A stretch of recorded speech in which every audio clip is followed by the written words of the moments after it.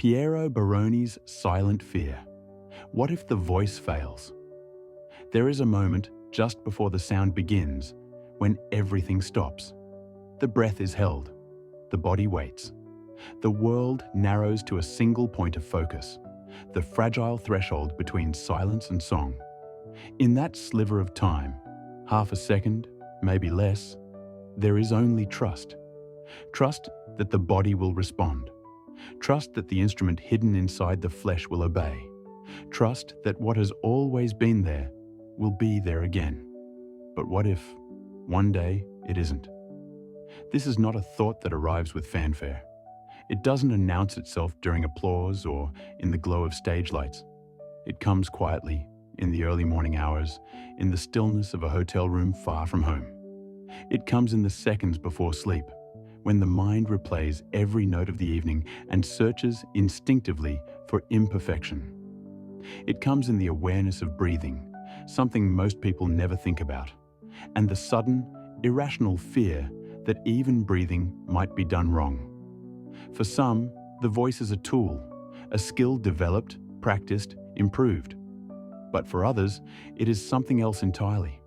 It is the core of identity, the thing they were recognized for before they understood who they were, the gift that shaped every choice, every relationship, every expectation. When your voice is not just what you do, but who you are, the thought of losing it is not merely professional, it is existential. Imagine being a child and discovering that the sound you make when you open your mouth changes the way adults look at you. Not just pride, something deeper. Awe, hunger, expectation. You don't yet know what it means, but you know it matters. You know, somehow, that this thing inside you is important, maybe more important than anything else about you. So you protect it. You learn to be careful. You begin to carry something precious that you didn't ask for, but cannot put down, and you never stop carrying it. Piero Barone was 10 years old when his voice became public property. Not in a cruel way. There was love in it, certainly, and opportunity, and the kind of rare encouragement that changes lives. But a voice like his, discovered so young, stops being entirely his own. It becomes the family's hope, the town's pride, the audience's expectation. It becomes the reason people gather, the reason doors open, the reason strangers cross oceans to stand in darkened theaters and close their eyes and feel something they can't name. By the time a boy like that becomes a man, the voice has written the story of his life. Every triumph, every moment of grace, every connection made across language and distance, all of it flows from the same source. And beneath the gratitude, beneath the discipline and the dedication, there is a question he cannot silence. What happens if it stops? The fear is not rational. There is no reason to believe the voice will fail. It has been cared for, trained, protected with the kind of rigor most people reserve for matters of life and death. Every performance is preceded by warm-ups, by hydration, by rest. Every decision is filtered through a single lens. Will this harm the voice? Late nights are shortened. Certain foods are avoided. Conversations are measured. The body becomes a temple, and the voice is the deity it serves. But discipline cannot eliminate uncertainty. The voice is not a violin that can be locked in a case. It is not separate from the self. It is vulnerable to everything the body is vulnerable to. Illness, exhaustion, time. A cold can silence it. Stress can tighten it. Aging will, inevitably, change it. And no amount of care can guarantee that it will remain exactly as it is, exactly as the world expects it to be, forever. This is the weight carried in silence. On stage, there is certainty. The lights come up, the orchestra swells, and the voice rises to meet it. In those moments, there is no fear. There is only sound, only the union of breath and body and intention. The audience hears power, control, emotion rendered into melody. They hear a voice that seems effortless, as if it costs nothing to produce. They do not see the hours of preparation, the careful navigation of physical limits, the quiet monitoring of every sensation in the throat, the chest, the diaphragm. They do not see the mornings when he wakes and the first thing he does, before coffee, before speech, is test the voice. A gentle hum, a scale, listening for anything different, anything wrong. They do not see the moments between songs when he swallows, feels for tension, measures his breathing like a pilot checking instruments mid-flight. They do not see the vigilance that never rests, even when the body does. To sing at the level Piero Barone sings is to live in a state of constant awareness. The voice is always there, always monitored, always protected. It is the first thought in the morning and the last thought at night. It is the lens through which every experience is filtered. A laugh that goes too hard might strain it. A conversation in a loud room might tire it. Sleep in a dry hotel room might dehydrate it. Every choice, no matter how small, carries potential consequence.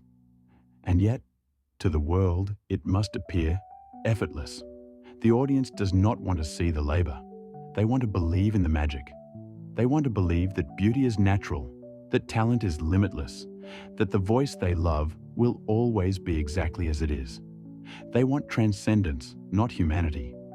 And so the singer learns to hide the work, to make the difficult look easy, to transform discipline into grace. But in the quiet, the truth remains. The voice is fragile. It is mortal. And so is he. There are others who understand this. Two, in particular. Ignazio Boschetto and Gianluca Ginoble do not need explanations. They have lived the same reality, carried the same weight, navigated the same impossible balance between gift and burden. When Piero warms up before a performance, they are doing the same, each in their own space, each monitoring their own instrument, each carrying their own silent fear. When he finishes a show and feels the exhaustion settling into his body, they feel it too. They know what it costs. There is a particular kind of trust that forms between people who share a burden no one else can fully comprehend. It is not the trust of friendship alone, though friendship is part of it. It is the trust of shared vulnerability, of knowing that the person beside you understands what you cannot say. They have been boys together, discovered their voices together, grown into men under the same pressures, the same scrutiny, the same impossible expectations. They have stood on stages around the world and sung until their bodies ached, and they have returned to hotel rooms and sat in the same exhausted silence, knowing that tomorrow they will do it again. They do not talk about the fear often. There is no need. It is understood. When Piero's voice feels tired, he does not have to explain. When Gianluca holds back during rehearsal to preserve strength, no justification is required. When Ignazio cancels an outing to rest, no one questions. They know. They have always known. This is the quiet contract of Il Volo. They protect each other. They hold space for each other's humanity. They remind each other, without words, that they are more than the voices the world adores. They are men. They are fallible. They are allowed to be tired, to be uncertain, to be afraid. And in that allowance, there is relief. But even surrounded by understanding, the fear does not disappear. It only becomes bearable. The thing about fear is that it grows in proportion to what is at stake. If singing were merely a job, the fear would be professional. But when singing is identity, when it is the foundation upon which an entire life has been built, the stakes are existential. To lose the voice would not be to lose a career. It would be to lose the self. This is not melodrama. This is the reality of growing up defined by a single gift. Piero Barone has been praised for his voice since, before he fully understood what it meant to be praised. He has been celebrated, elevated, given opportunities that most people only dream of, all because of the sound he can produce. And while there is profound gratitude for that, there is also a quiet, persistent question. Who would I be without it? It is a question most people never have to answer. Their identities are built on multiple foundations: their work, their relationships, their interests, their values. But when the world knows you for one thing, When that one thing has been the constant thread through every chapter of your life, it becomes impossible to imagine yourself without it. The voice is not separate from the self. It is the self, reflected back through the eyes of everyone who has ever listened. And so the fear becomes, if the voice fails, do I disappear? This is the thought that visits in the dark. This is the weight of silence. The irony is that the people who love the voice most, the fans who travel across continents, who learn Italian to sing along, who cry during performances, are often the ones who see it as invincible. They hear the power and assume it is limitless. They hear the beauty and assume it is permanent. They do not consider that the voice they cherish is housed in a body that needs rest, that feels pain, that grows older with every passing year. There is a tenderness in this misunderstanding. The fans do not mean harm. They love what they love with full hearts. But the effect is that the singer becomes responsible not just for his own expectations, but for theirs. He must be strong because they believe him to be. He must be consistent because they have come to rely on it. He must deliver, night after night, the experience they have traveled so far to witness. And to fail, to have an off night, to sound tired, to be anything less than perfect, is to risk disappointing people who have placed their hope, their joy, their emotional escape in his hands. This is not a burden that can be explained to someone who has never felt it. It sounds, from the outside, like privilege, and in many ways, it is. To be loved for your gift is a rare and beautiful thing, but it is also pressure. It is the knowledge that people are depending on you to be something more than human, to be the voice they need you to be, regardless of how you feel, regardless of what your body is telling you, regardless of your own fear. And so you push through. You warm up longer. You rest harder. You monitor every sensation, every change, every sign that something might be wrong. You become hypervigilant because vigilance is the only control you have. You cannot stop time. You cannot prevent illness. You cannot guarantee that the voice will always respond exactly as it should. But you can be careful. You can be disciplined. You can do everything in your power to protect the thing that must not fail, until eventually the protection itself becomes a kind of prison. There is a particular loneliness in living this way. Even surrounded by people who love you, even standing on stage before thousands, there is a part of the experience that is entirely solitary. The voice is yours alone. The fear is yours alone. The vigilance, the monitoring, the constant assessment of whether everything is working as it should, that happens in a space no one else can enter. Ignazio and Gianluca understand the general shape of it, yes? But they cannot feel what Piero feels in his own throat, his own chest. They cannot know the specific texture of his worry or the particular flavor of his doubt. They can stand beside him, and that is everything, but they cannot carry the weight for him. No one can. And so there are moments, after the applause has faded, after the stage has emptied, after the adrenaline has drained away, when he is alone with the question, was it enough? Was I enough? Will I be enough tomorrow? These are the moments no documentary captures. These are the moments the audience never sees. But they are the moments that define the experience of being Piero Barone. The strange thing about living with constant vigilance is that it never feels heroic. From the inside, it simply feels necessary. It is not courage that makes him warm up before every performance. It is survival. It is not strength that makes him monitor his voice so carefully. It is fear. And yet, to keep showing up, to keep singing despite the fear, to keep offering the voice to the world even when the world does not understand how much it costs, that is a kind of bravery most people never have to access. It is the bravery of the chronically vulnerable, the bravery of those who live with the knowledge that their gift is also their greatest fragility, the bravery of continuing to create beauty while knowing always that beauty is temporary. There is no endpoint to this fear. It does not resolve. It does not disappear with success or experience or the passage of time. If anything, Time makes it sharper. Every year that passes is another year closer to the inevitable changes that age will bring. The voice will not stay the same forever. It cannot. And while there is grace in evolution, there is also grief in letting go of what was. Piero knows this. He has always known it, even as a child, even before he had the language to name it.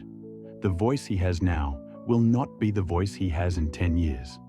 And the voice he has in 10 years will not be the voice he has in 20. This is not failure. This is biology. But it feels, nonetheless, like loss. And so the question becomes, how do you love something fully while knowing you will lose it? The answer, if there is one, lives in the act of singing itself. Not the performance, not the applause, not the recognition. The singing, the moment when breath becomes sound, when intention becomes melody, when the body does what it was made to do. In that moment, there is no fear. There is only presence, only aliveness, only the pure, uncomplicated joy of making something beautiful. This is what keeps him coming back. Not the fame, not the adoration, not even the career. The singing, the thing itself, the reason he started in the first place, before he understood what it would cost, before he knew it would become his identity. He sings because somewhere, beneath all the fear and vigilance and pressure, there is still a part of him that simply loves to sing. And maybe that is enough. Maybe it has to be. The fans who love Piero Barone often speak of protecting him, though they do not always know what they are protecting him from. They see his kindness, his warmth, his willingness to connect, and they want to shield him from harm. They want to ensure he is appreciated, celebrated, given the space to rest. They do not always realize that what they are sensing is the vulnerability itself, the awareness that this man they admire is also deeply, profoundly human. There is something intuitive in this response. They may not consciously understand the weight he carries, but they feel it. They feel the tenderness beneath the power. They sense that the voice they love is also the voice he fears losing. And so they offer what they can: loyalty, patience, understanding. They show up year after year, not just for the voice, but for the man. This is what he may not always see, lost as he is in his own vigilance. The people who love his voice also love him. They are not waiting for perfection. They are not listening for flaws. They are simply grateful to be in the presence of something beautiful, offered generously, at great personal cost. And if one day the voice changes, if illness strikes, if age softens the power, if exhaustion finally demands rest, they will still be there. Not because the voice is invincible, but because it never needed to be. This is the truth he is still learning, that he is enough, even when the voice is not perfect, that his worth is not conditional upon flawless performance, that the gift he has given the world is not diminished by humanity. But learning this takes time. It takes years of singing, years of fearing, years of showing up despite the fear.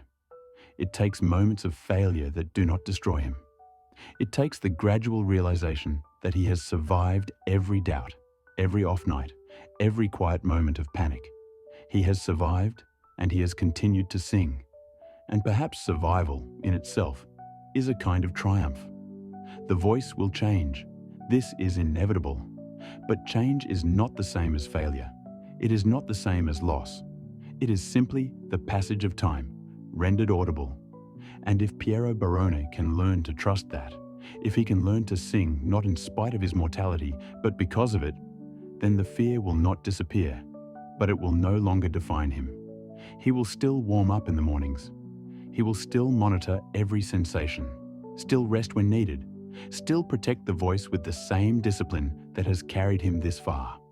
But beneath the vigilance, there will be something else: acceptance. The knowledge that he has done his best, the knowledge that his best has been, and will continue to be, extraordinary. The knowledge that he is more than the sum of his fears. And when he steps onto the stage, when the lights come up and the breath is drawn, And the moment before sound arrives, he will do what he has always done. He will trust. He will open his mouth. He will sing, not because he is unafraid, but because he has learned to sing anyway. This is the story no one tells about artists who live inside their instruments. The world sees the performance and assumes it is easy. They see the beauty and assume it is natural. They do not see the years of vigilance, the quiet mornings of testing, the private moments of doubt. They do not see the fear. But the fear is part of the gift. It is the shadow side of caring deeply, of knowing what is at stake, of refusing to take for granted the thing that must be protected. The fear means the voice still matters. It means the singing is still sacred. It means, even after all these years, Piero Barone has not stopped caring. And maybe that is the most important thing. Not that he is unafraid, but that he keeps singing. Not that the voice is invincible, but that he offers it anyway. Not that he has conquered fear, but that he has learned to live alongside it, to make space for it, to let it coexist with joy. Because in the end, courage is not the absence of fear. It is the decision to keep moving forward, even when the outcome is uncertain. It is the willingness to be vulnerable, to create beauty, to offer the self to the world despite knowing that the self is fragile. Piero Barone has spent his life doing exactly that. And whether he knows it or not, that is more than enough. If this story resonated with you, share it with someone who understands the quiet weight of carrying a gift.